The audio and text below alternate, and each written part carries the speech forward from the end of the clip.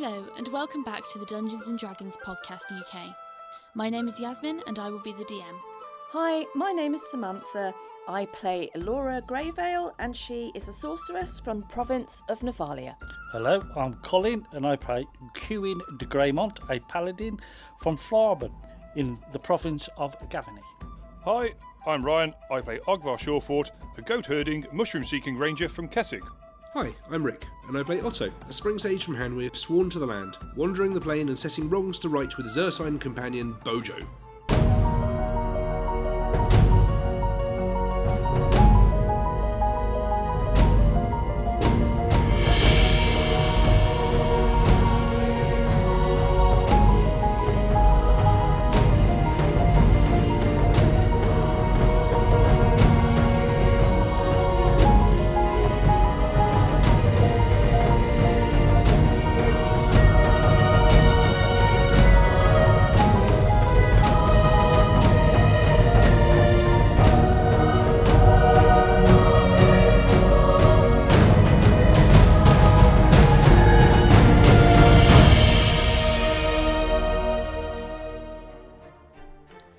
At the end of the last episode, our four friends found themselves in a hulking great sea cavern, bathed in a blue-green hue.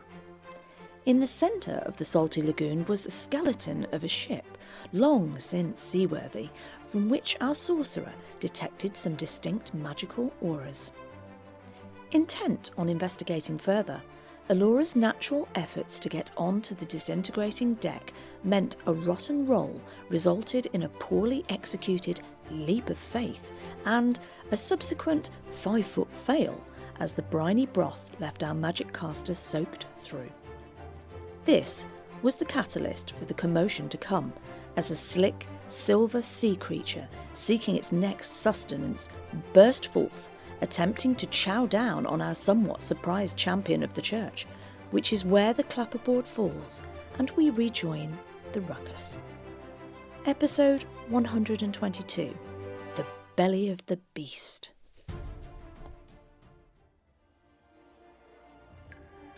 Okay, so is that your turn over, Otto? Yeah, just standing there with my staff for the moment. Okay, so you're standing there ready. Right, top of the round. Ogvar, you're up next. Cuin. Don't I get to play? Sorry. No, absolutely not. Absolutely not. No, You sorry. get munched. Sorry, Cuin. Sorry. It is your turn, yes. And as an apology, you can have a +2 to your hit. Go on. But, well, there's nothing there. That's why you got it. I know. Right. That's a backhanded compliment, isn't So, it? how far away is the other way out? So, the creature is still there. You can see it just below the surface of the water. The nearest exit, depending on which path you take. So which path would you like to take? The low path or the high path? High path. The high path is about 80 foot long. That takes us to the other exit. And that will take you to the other exit, yeah. Well, I'm going to turn to... I don't know about the rest of you, but this isn't turning out how I expected. I'll tell you what, I'm going for it. And Cuin's going to attempt to jump onto the boat that's only 5 foot away. You're going to attempt to jump onto the boat. Okay. Yep. Because she fell in, I never got a chance. Okay, make a jump check. Oh, God, he's pulling him out. That's a 13 plus 3, 16. Yeah, okay, you'll be able to make it onto the deck of the boat from there, yeah. So you've jumped onto the deck of the boat. It's at a 45-degree angle, so it's quite sharp. So your movement will be halved as if going over difficult terrain. Okay. And But that will take up an action to jump. Okay. So you have an action remaining. Would you like to move a little further, or would you like to stay there? Because you are quite close to the water's edge.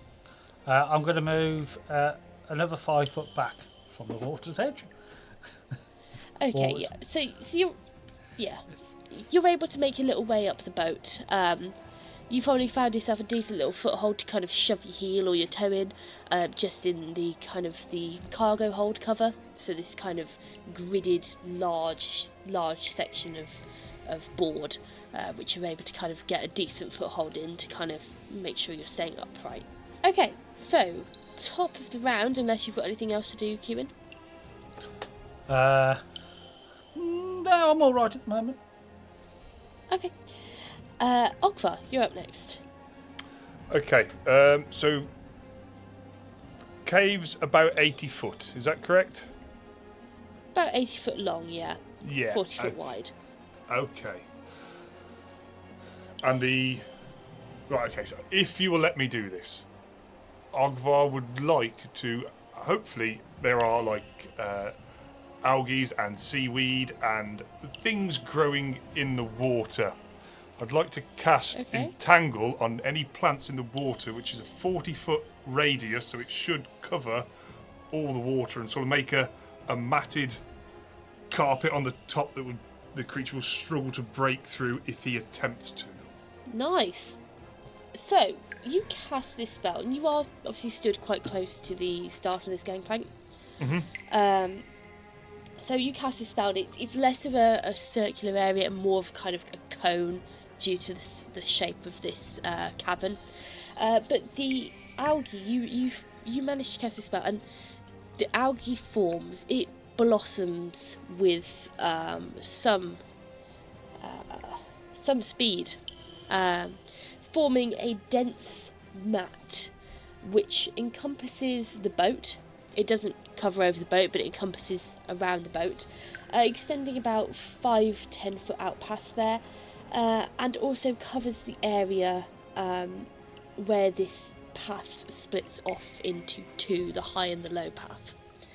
The creature, which is in the water, is entangled.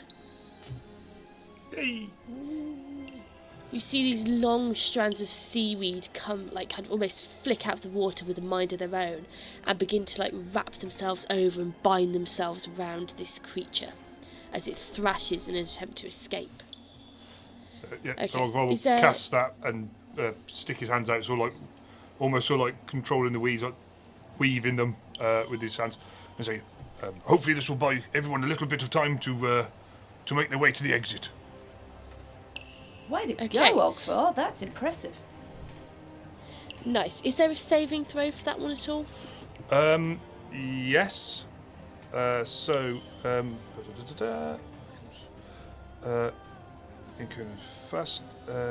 Class is entangled.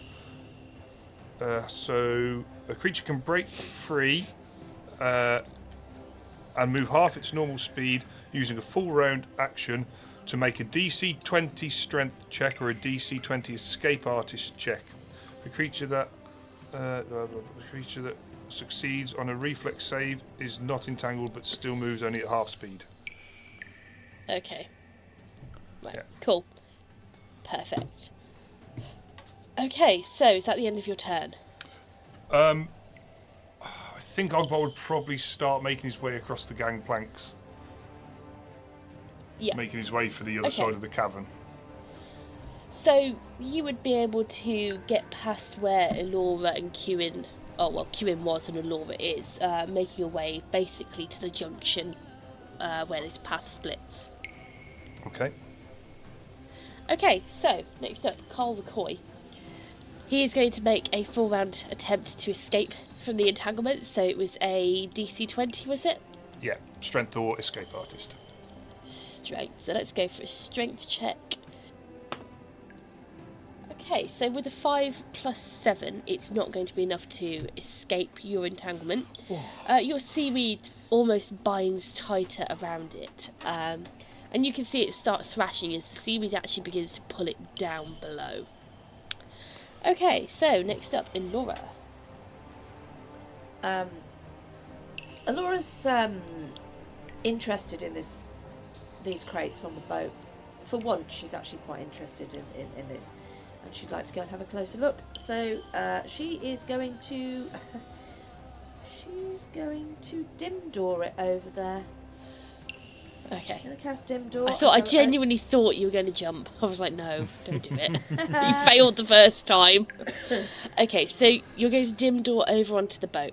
She's going Okay. to dim door over onto the boat, and then she's going to make her way towards these crates to examine them. Okay, so getting over towards the crates, you're going to have a good rummage. Yes. So make me a... If you're going to have a rummage, you already know it's there. You don't need to make me a search check.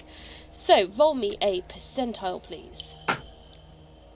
Oh, that So they're really good or really bad. that's a. Is that a 4 or 40? No, it's a 4. If it's a 00, that's a 4, isn't it? Yeah, 4. Right, okay, so roll me another percentile, please.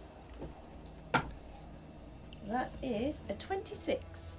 So you find a +1 shield. Okay, roll me Okay. another percentile, please. Oh. That's an 8. Roll me a percentile, please.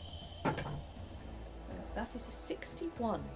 61, you find a +1 dagger. Let's make it a bit more fun. Otto, roll me a percentile.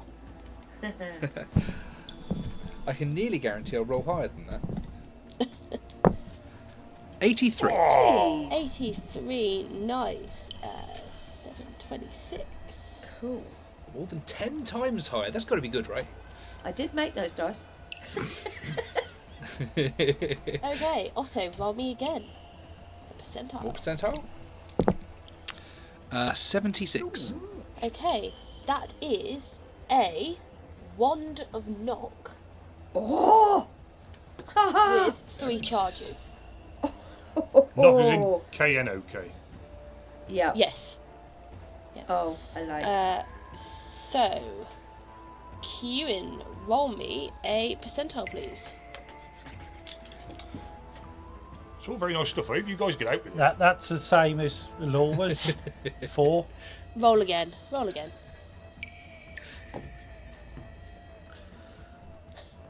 79. 79. Okay. So, roll me another percentile, please. 78. Okay, roll me another percentile. 49. And another percentile, please. 56. My age. Oh, So, there is a Divine Scroll of Goodberry with 3 charges. Okay, and Ogvar, roll me a percentile, please. First one is a 10. Okay, roll me another percentile, Ogvar.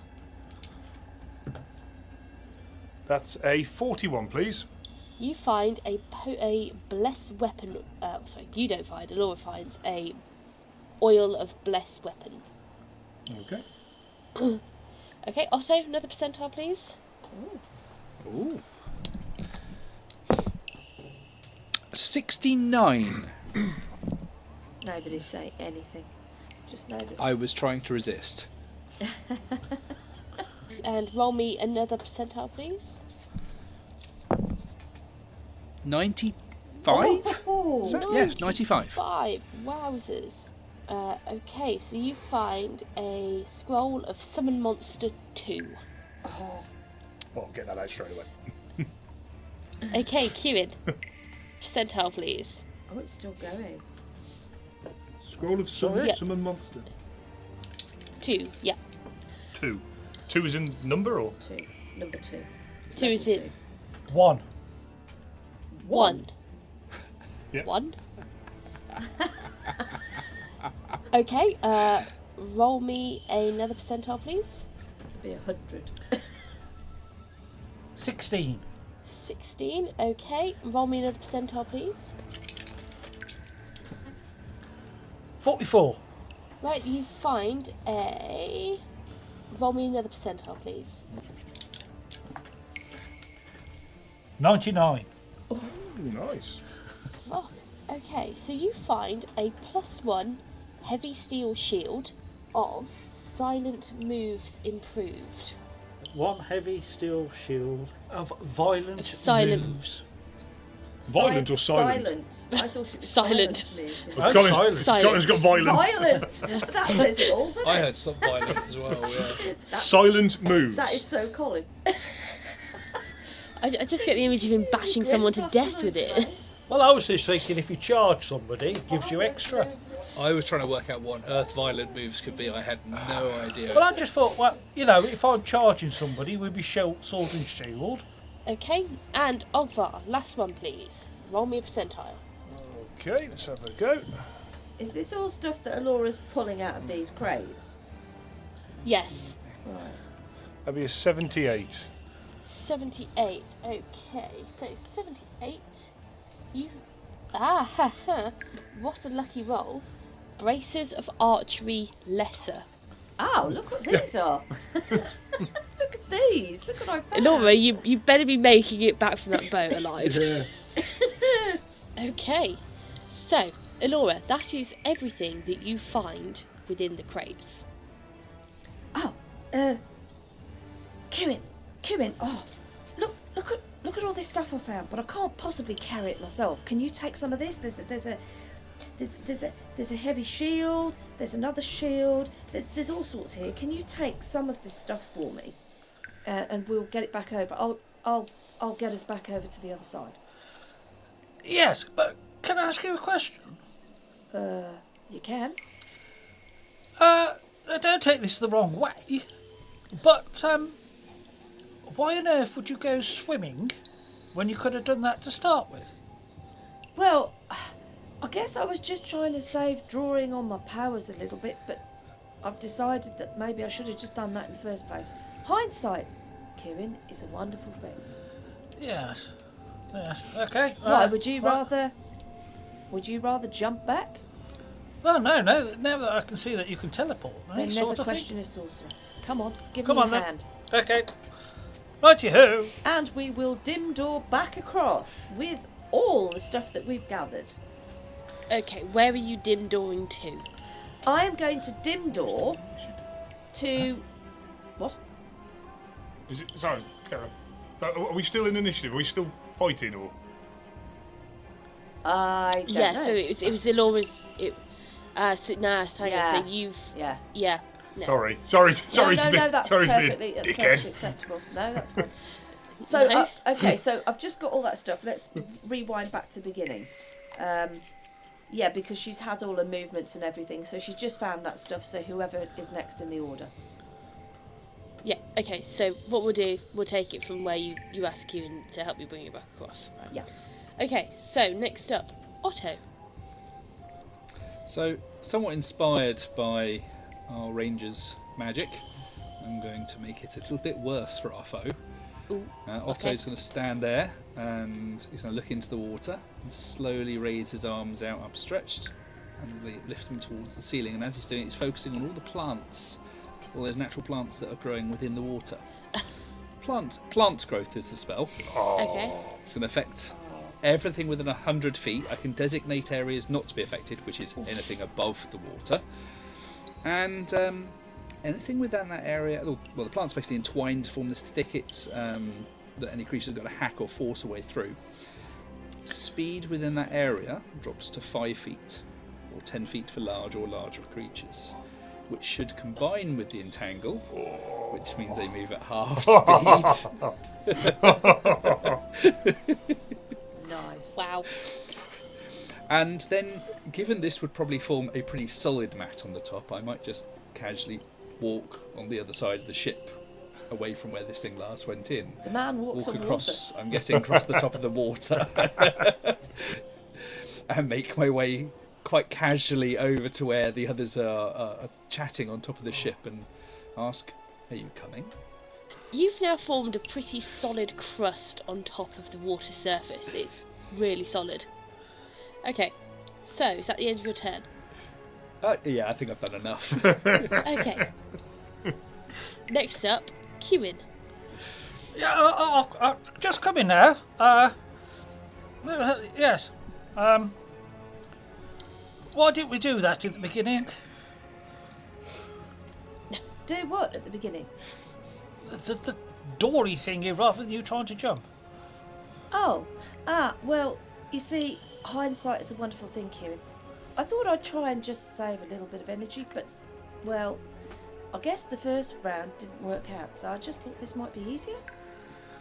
Definitely easier. Right, would give you me all the rather- heavy stuff. Yeah, you carry the scrolls. Yeah, okay. Would you rather jump back? Or would you like a little No, help? why jump over when you got it all sorted? I'm just asking why we didn't do that in the first place, that's all. Well, that's fine, you ask away. Okay. Oh, by the way, Kieran, love you. Of course. Is that the end of your turn? Yes. Yeah? Okay. Can I move? Because obviously I've got to move towards Elora. Yeah. Can I cast a spell? Yeah, sure you can. I will just say that Otto has walked across the surface of this, of the lake to you. On top of the mat of solid plants. Right. Alright. Well, can I change what I was doing then? Because I just realised that. Yeah? How far away is the Yeah. monster? From where you are, 5, 10. Probably about 20 foot, 30, 25 foot. Could I make it to it? Yeah? Is it actually visible on the surface, is it? Yeah. Oh. Sorry, I just naturally assumed it was under the water, but I could be wrong. No, Well- it's not underwater. No, because he's actually ensnared it, so... Okay. Cool. Okay, so what are we doing? I'm going to charge and smite it, Okay. using my electric gloves as well. In a combination. Okay, you do that then. Okay, roll to hit. That is... 25. Does not hit. So you charge over Cuin and you bring your sword down, your gloves arcing with electricity, running down the sword, and you bring the sword down, smashing over the monster's head, fully expecting it to do some significant damage. Your sword simply skates over its scales, Okay. and it roars angrily at you. Not nice being hit, is it? I never picked on you. Okay, so next up, Ogvar, you're at the top of the round. Yeah, I think I'm just. So let me get a grasp of where everyone is. So Ogvar's just past the ship. Otto's on plant crust on the water. Elora's on the ship, and Cuin stood by the monster. Yes. So Right. you are kind of stood at the kind of point where this this gangplank kind of splits.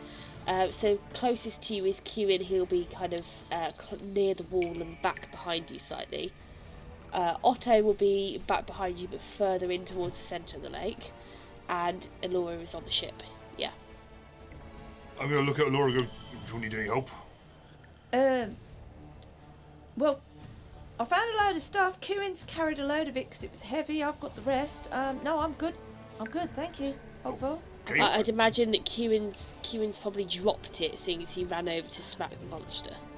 You might want to check and see if Cuin's dropped the stuff. He got a load of stuff. I don't know how much longer this thing's going to be held by the spells. Go and help Cuin. Okay, so yeah, Ogvar will walk over to the. No, he's not. No, he's not.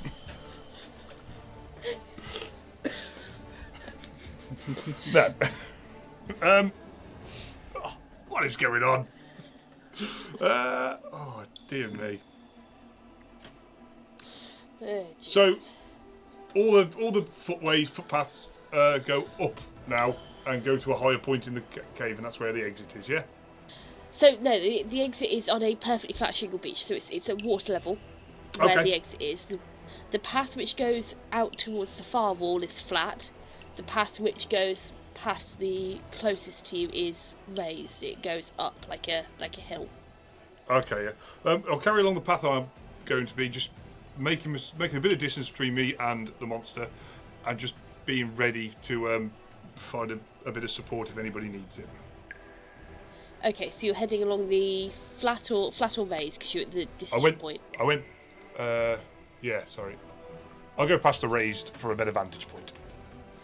Okay, so you start making your way up this path. You're probably about halfway up the cave now, halfway up the cavern. Okay. You're probably about 5 to 10 foot off the water. Okay, brilliant. Okay, That's all I'm going to do. Perfect. Okay, so next up, Carl the Koi. He's going to try to escape from the from your entanglement. So it's a 20 on the strength, is it? Yes, please. And with a 13 plus 7, it's just going to hit the 20. So, it is able to escape from your entanglement, which is a full round action, so it can take no further action. But you can see it thrash in the water and actually bite free of its restraints. It physically rips the seaweed off. So, Cuin, you're now stood next to a loosed monster. Will it have to take a saving throw to not be ensnared next time? So if it enters or is in that area, it will need to pass a check. No, because it's just escaped from it, so it should have it should be able to move at half speed now through the entanglement, shouldn't it? Grass weeds, blah blah blah, entwine the creature in the area or those who have entered the area, holding them fast, causing them to become entangled. The creature can break free. Yeah. Essentially, what happens, as I read it, is it gets to make a saving throw at the start of its turn. Yeah. To avoid being That's entangled, it, and then it can act essentially normally if it passes that. Yeah. Was it a reflex saving throw, was it, Rick? Yeah, so it says each round on your turn, the plants once again attempt to entangle all creatures that have avoided or escaped entanglement. So on your turn, it'll attempt to entangle it if it's still in the area. That's how the spell reads anyway. Yeah, I'm with you. Okay, there we go. Okay. Either way, that's a full round action for the creature to escape. Yeah, that's fair. So, next up, Elora. Okay, so Elora's going to gather all this loot, quickly stuff it into pockets, backpacks, anywhere she can hang it, and because it's quite heavy with the shields and whatnot, she'd probably be quite encumbered with that lot, or to a certain degree. Yep. So she's going to cast Dim Door, which I believe Yep. will take her and her possessions, and she Yep. will go to the far end of the cavern where the exit is. Yeah, you dim do yourself right over to the exit. There we go. With You all the are gear. Out. Yeah, there we go. End of your turn, yeah? Yeah. Okay, next up, Otto. You are currently stood by the boat on your plant crust. How far away is the creature from me at the moment? It's roughly about 30 foot. Sorry, plant crust, it just sounds like something a vegan would eat. We know what Sorry. we're trying next time we're in. So, I am going 30 foot. hawk up a good one. And I'm going lovely. to, having summoned all that in a vial, spit it at this thing's eyes and see if we can hit it with its blinding spittle. So I need to make a ranged touch attack, which can be a total of +3 on my dice. Let's see what we get. That's not great. 13 plus 3, 16. Okay, is there a reflex save or anything? No, it's just a roll to hit. Okay, no, that hits on a ranged touch. Then our new friend is somewhat blinded until it spends an action getting rid of it. Just trying to buy as much time as we can to give everyone a chance to get away. Cuin. And and then I'm going to quickly walk about 40 feet closer towards the exit, while muttering that some people might want to maybe take the better part of Valor and leave it alone. So Elora just sees Otto take a casual stroll on water. On the plant crust, yeah. On the plant crust. Lovely. Yeah, on the plant crust. Okay, nice. Cuin, you're up next. Right. Well, I suppose this thing's quite hard, really, isn't it?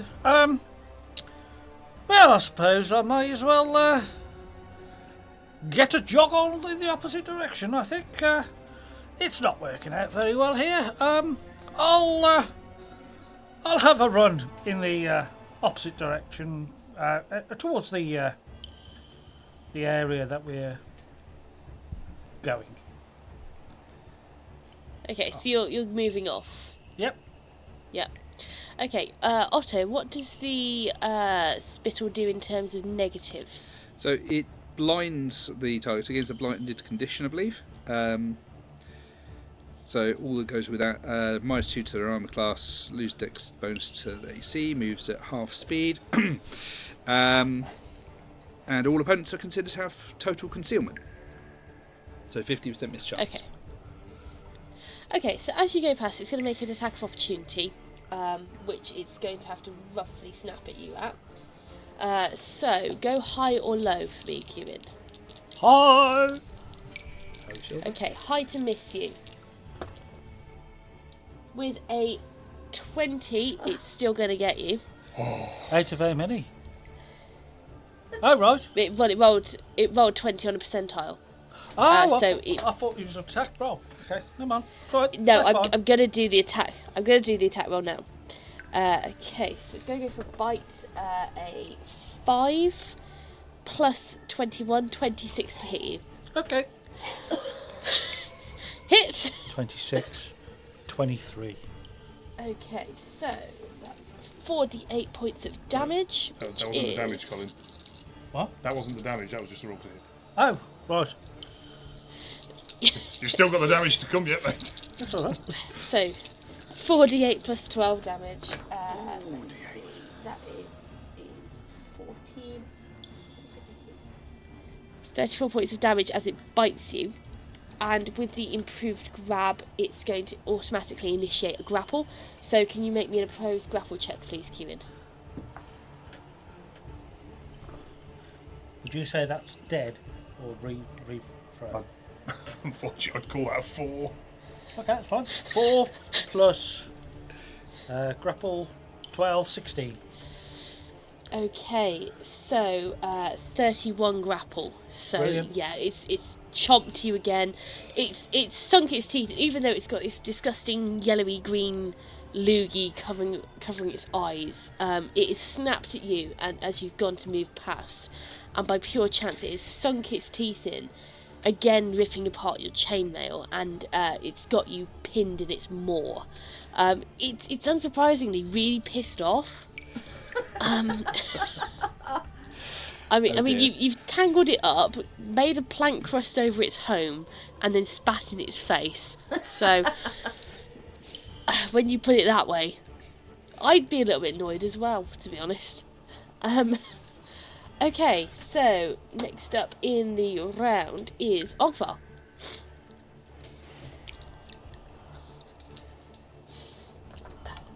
Sorry, I've got my big thinking hat on at the moment. You can't hold your turn in 3.5, can you? You can delay to the end of the round. Yeah, you can delay. Just to keep things moving, can I look something up when you guys continue to play? Are you entirely sure you want to do that because it is the monster up next? Okay, I don't know whether this is going to work because I don't know what this arrow's tuned to, but I have a slaying arrow, which if it's keyed to that type of creature, which I don't know what it is, it has to pass the DC 20 Fortitude or die instantly. But I don't know whether the arrow will work on it. Right, the +1 arrow is keyed to a particular type or subtype of creature. If it strikes such a creature, the target must make a DC 20 Fortitude save or die. Right, okay. Yeah. I mean, Right. if it's the right type of arrow, it's exactly what we want. Right, okay, so we're going to roll. Oh, no. And you know what? Just because I'm super mean, you can roll for it, Ogvar. God. Go for it. Right, so what do I want? I want this to land on dragon, don't I? You have a 5% chance. He has a 6%. And you want it to Yeah, land but on dragon. it's better than a 4% 6%, chance, yeah. isn't it?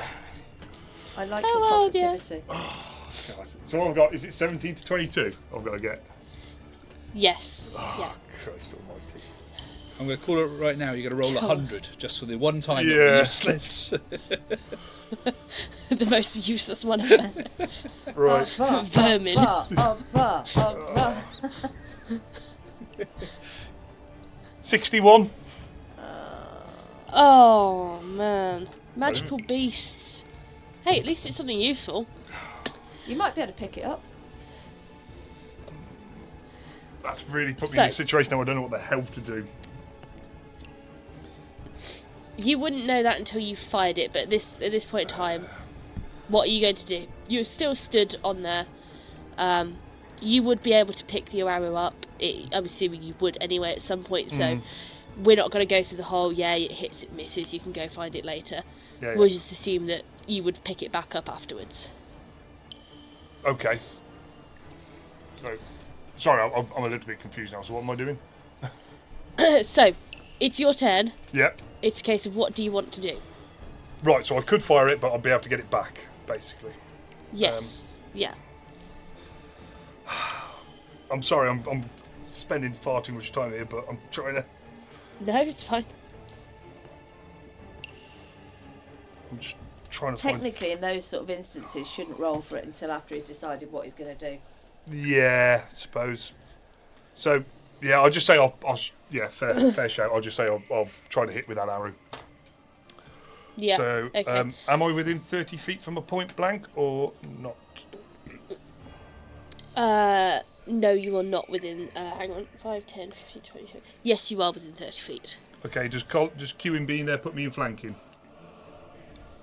No, because he's currently being moshed. He's not. Fair shout. Yep. Okay. Otherwise engaged. Yeah, Okay, busy. that is going to be a 30 to hit. Oh. Yeah, a 30 will hit. Yeah. Nice. Okay. But your arrow is it's a keyed one. Yeah. So I don't think it's going to do any damage. Okay. Fiddlesticks. Will you do normal damage? That's what I'm just thinking, but it didn't say normal damage in there. No. Just plus one arrow, wasn't it? Yeah. But then it's just said +1 arrow. You know what? Let's treat it as a normal +1 arrow. Well, it still hit it, so it's going to damage it, isn't it? Surely. Because let's treat it as a normal +1 arrow, because until that magical effect takes place, which obviously it's not because it's not the right type, then it won't be used up. It'll be inert. Okay. So roll the damage as if you'd hit with a +1. Yeah. Okay. I can't retcon that I've moved to get my skirmish. Yeah. No. Look. Yeah. You moved. You've Okay, moved fine. in closer. You've got your skirmish. You've fired. Let's just go with it. Yeah. Sorry, I'm taking too much time here. That's going to be a 10, 7, 18 points of damage, please. Nice. Okay. So you've shot an arrow into it. It's sufficiently annoyed, but it's not letting go of Cuin. Cuin Okay. is still being chomped. Okay. Okay. And next up is the creature, the dragon eel. Unfortunately, there is only one path that the dragon eel would take at this point. There is only one thing it would do. It would not let you go. So, Cuin, Yeah. you feel its jaws release ever so slightly. And then its head is tilted back and you are promptly swallowed whole. Okay, so you will take 1d8 plus 8 points of crushing damage. So a d8. You take 8, 9, 10, 11 points of crushing damage and a further 8 points of acid damage. 5. Okay. I'm dead. No, you're not dead. You're still alive. No, I am dead. I've got no hit points. Well, you're on death saving throws, aren't you? You're on death saving throws. -3. Yeah, you're just unconscious. But you're inside a. But you're inside a thingy. Oh man. Okay, So Cuin is currently unconscious. Okay. You've just all seen Cuin get swallowed up by this creature as it snaps happily. Okay, and its next move is it will dunk its head under the water, clearing away the loogie from its eyes, and it will promptly crawl out and stand upon the firm plant crust. And that is the end of its turn. It is now kind of flopping sinuously onto the solidified plant matter, with a distinct bulge in its gullet. Okay. Right. Right. Fucking hell. Okay, so, sorry, next up is Elora. Okay, Laura is standing on the opposite shingle shore, watching this in abject horror. She's desperately searching within herself to try and control her panic in order to put her thoughts into some kind of semblance. This all happens in kind of a split second. She is, in her abject horror, she is going to release an absolute scream of horror. And this comes out in the form of casting a sound lance. She's just going to scream, Sonus Fluctus! And she's going to send this sound wave down the cave directly at this creature in the hope that, in her head, she's hoping that something will make it violently vomit. She has nothing else apart from just abject horror and screaming. And this will fit in perfectly with this spell. Okay, perfect. So, what are you rolling to hit? Right, there is a fortitude save for half damage. It's an auto hit. It's within range. She's got 190 foot of range, so it's well within range. And it is 9d8 sonic damage. Okay, so it has just rolled a 4 plus 14, total 18 on the fortitude save. Right, okay. Okay, so it passes the fortitude save, just. So she's just... taking half damage, but 9d6 worth? 9d6 worth. So, right, okay, roll and roll good. 98, right? Yeah. Sorry, d8s. Nice. Yeah. Okay, so that's 8, that's 16, 19, 25, 29, 31, 39. That's 44 points of damage halved, so that would be 22 points of sonic damage. 22 points, nice, okay. And she is still screaming. Okay, so you release this piercing shriek which manifests itself as this almost invisible distortion of air in a lance shape, which you send screaming, literally, towards the dragon eel. It strikes true, and you see a large hole appear in its hide, spurting blood as it's almost pushed back ever so slightly on the plant crust. Its kind of rear flippers scrabbling to stay above the surface of the hole it's just emerged from. And you've done some pretty good damage to it. The accumulated damage is pretty good on it. It's now actually starting to look relatively wounded. So I'm going to say there is a 25% chance that it's going to throw up Cuin. So, Elora, make me that roll. What's your increment first of all? 50 to 75. Roll for it then. Come on. Oh, I've got a roll for it. It's all on you. Oh yeah, this is on you. So if Cuin dies, we're all agreed this is Elora's fault for not making it vomit, right? Well, Well, she's got a couple of cracks at this because he's got a couple of death saving throws, hasn't he? Just need to get him out of there. 76. Oh! Oh, that's painful. Sake. Oh my no. God. Oh, Shit at D&D. shit. Mother Right. Hubbard.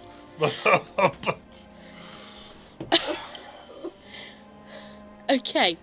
So, it does not throw up. It comes close. You see this kind of action. However, Cuin does not come jettisoning out of the dragon eel's throat. During this screaming, she is going to shout, "I'll get you next time!" Okay. So, next up, Otto. Just desperately trying to check something that I haven't used for a long time. 1 second. I am looking at options. Right. I just have these images of Otto striding away, thinking everything's okay. Then there's this clang, a gasp, a gulping sound. Then Elora's screaming and magic's flying across the room, and he just sort of stops walking across this plant crust. Puts his head down, looks up at Elora. It ate him, didn't it? Shit.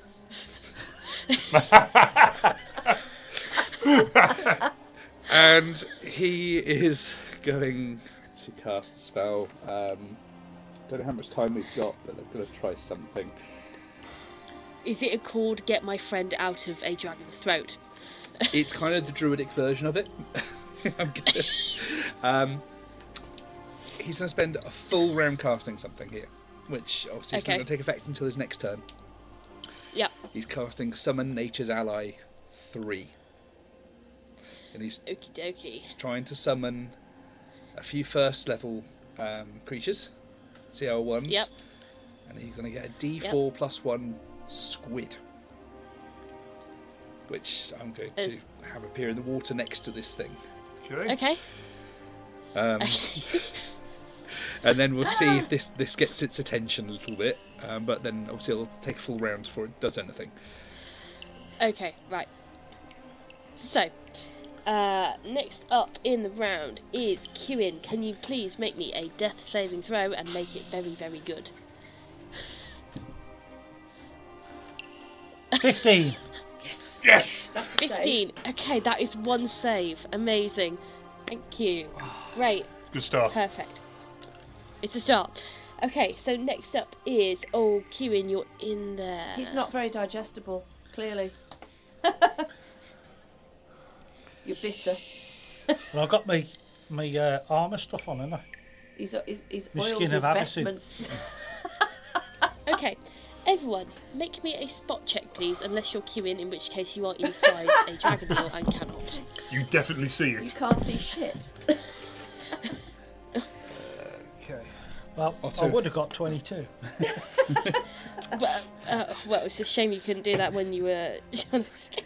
That's a 10 plus 5, that's a 15 all in for Elora. 10 plus 11 Okay. for Ogvar, 21. 10 plus 16 for Otto, 26.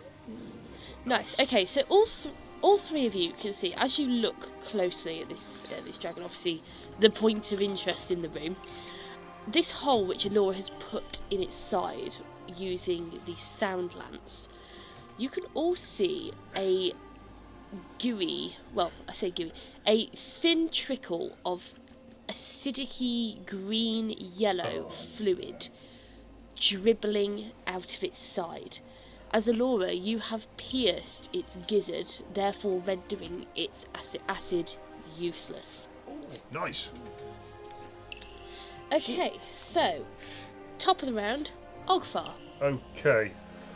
What Ogvar is going to do, he is going to reach into his thigh quiver and pull out one of his special arrows, and he is going to use his last sleep arrow to try and put the creature to sleep to buy some more time. Okay, Okay. roll to hit. Radio. Still with yeah. Okay. Give me. I'm getting all the fingers and thumbs now. Come on. Okay, Come on. that's going to be. Oh, I don't think this is going to be good enough. 11 plus 14 is 25. 25 will not hit. Oh, Yeah, you fire this arrow and you're attempting to get it in. It's a +1 arrow. Does that make it 26? Still doesn't hit. Oh, poo. So you fire this arrow and you're probably trying to attempt to get it into this weak spot, this hole that's opened up, but you're unable to get it in there, and it just skitters over the scales, disappearing over into the plant crust.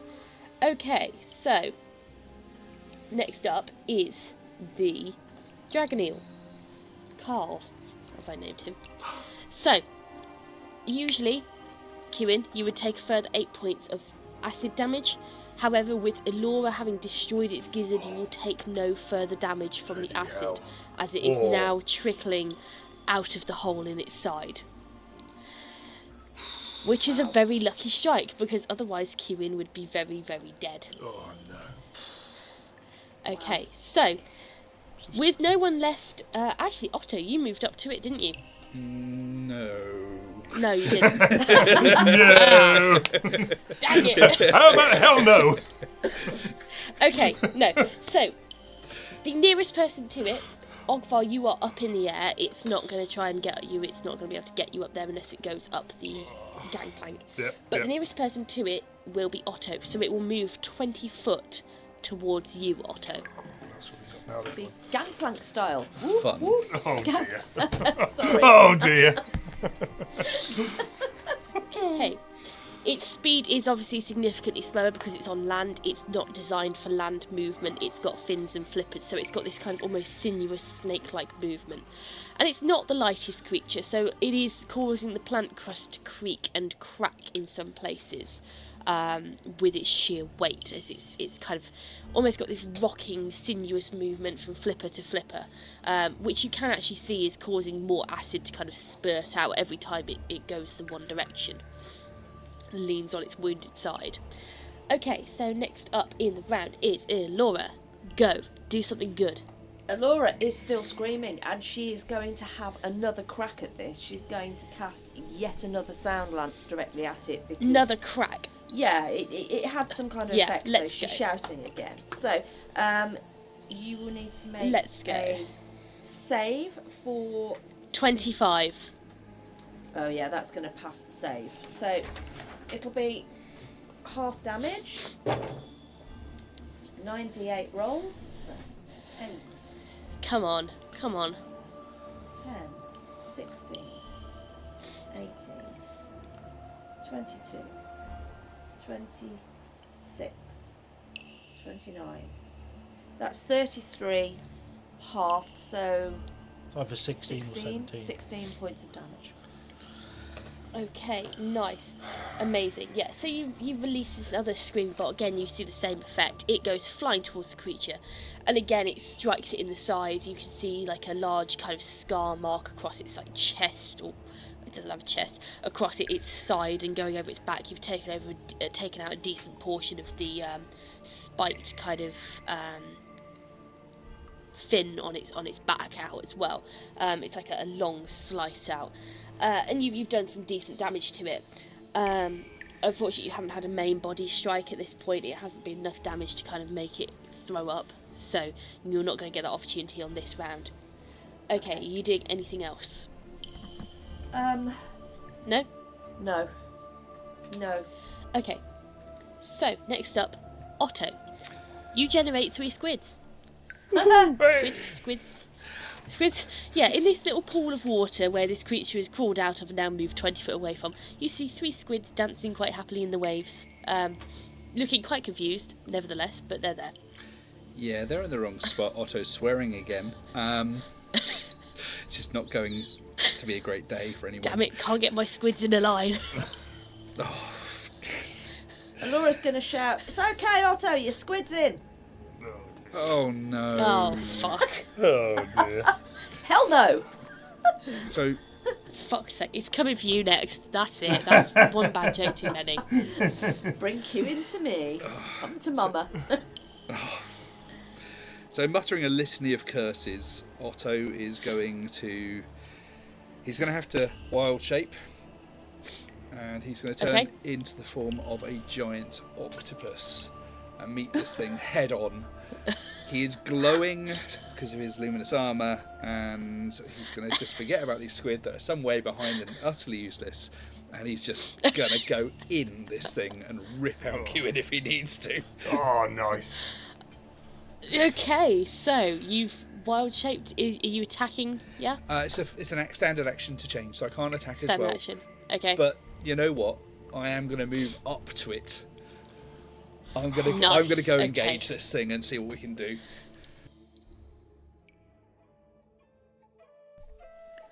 After Elora acquired an unplanned early bath, the cave crawl took a bit of a dive.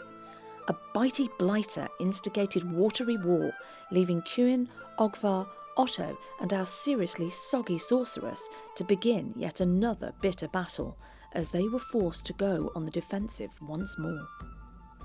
Much wielding of weapons ensued and many spells were slung. Otto and Ogvar worked together to create a cracking combo of spells, successfully converting the salty surface to a fine carpet of vines and vigorous vegetation. It was soon realised that the crates had been a definitive discovery and did not disappoint, as they delivered plenty of magical marvels which Elora eagerly collected and stowed. With the dragon eel finally ensnared, our companions took a significant load of loot sourced by the sorceress and began to leave the lake and the snake behind them.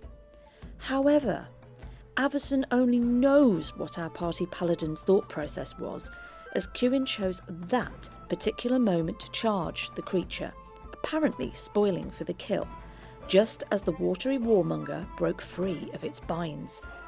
And Elora, Ogvar and Otto could only observe in horror as fate took their unconscious friend into the bowels of the beast.